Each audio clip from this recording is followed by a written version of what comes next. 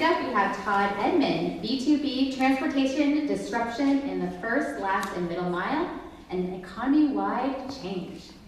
So I would like to introduce you to the villain of the story, which is this giant box truck. There's actually a saying in the logistics industry that you build a logistics supply chain for Easter, just like a church is built for Easter, for your worst days, and it's resulted in a lot of congestion. So I want to go over what this looks like. First, starting with the first mile, or warehousing. So warehousing is really old, and we discovered a long time ago that just storing grain in a warehouse isn't super efficient. We need to store other items as well to take advantage of those efficiencies to scale. Same thing with transportation logistics. One wagon carrying milk, not bad, but carrying milk and cheese and a lot of other products is better, and it creates better movement of goods. But it also creates a problem, right? That means the bigger the get, the more efficient you get. And so the bigger your supply chain gets, the more you want to eliminate markets, because you don't want diversity of goods. You want just a few goods moving through your supply chain to maximize your use of capital, right? And this creates some problems, right? You want so many products that eventually your trucks can't actually hit their routes every day. So then you need more trucks to hit more routes, and it generates congestion. And so the supply chain is actually breaking down in big cities. You've got even these huge 64-acre campus that exists in New Jersey between the Holland and Lincoln tunnels. They're getting to the point where they have too little space to handle Christmas and way too much space for the less busy times. So the solution to this is actually similar to the solution in other areas of disruption that you've seen. Cloud computing was a solution that made computing way more efficient. People could just buy the computing power that they needed on demand and didn't have to buy hardware anymore. The same way Amazon is kind of making the warehouse on demand. You can list your product on Amazon, they take care of the logistics of handling the warehouse. Their warehouse space, by the way, is 10 times efficient than a normal warehouse, right? So it makes them able to sell it to people. Same thing's happening with trucking.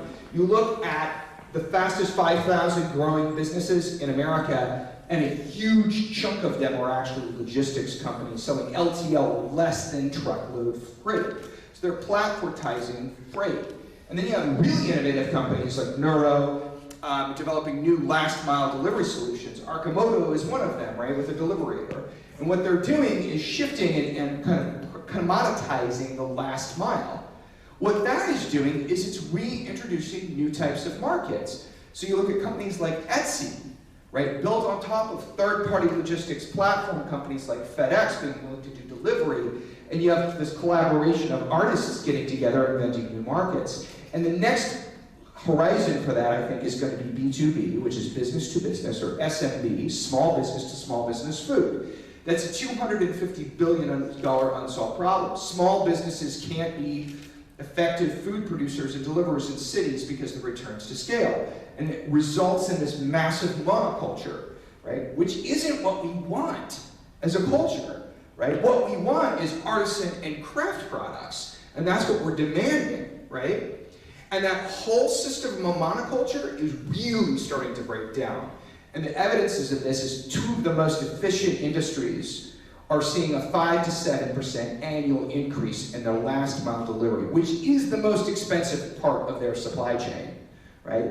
And it's just really breaking down. So what we did is we looked at wine, and we said we could do something about this in wine. We're going to create a platform that allows small producers in wine to distribute. And we're going to do that by micro-warehousing it in downtown cores.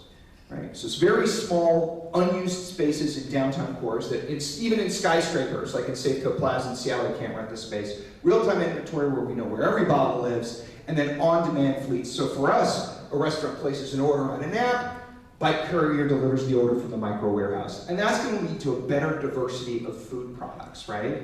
So in wine, we're already seeing it lead to a broader diversity in wine, and we think the same thing is going to happen eventually in food. And you're seeing like these food coalitions responding to food demand and getting together and representing their products together. And our goal is to provide a better platform for them to deliver. So let's recap. There's a platform warehouse where you can just buy the space you need. Platform trucking, where your product gets where it needs to go without you thinking about it. Platform delivery, where it's delivered to those people that want it on top of a platform market so that we can all get the world's best cheese. Thank you very much. I'm Todd Edman.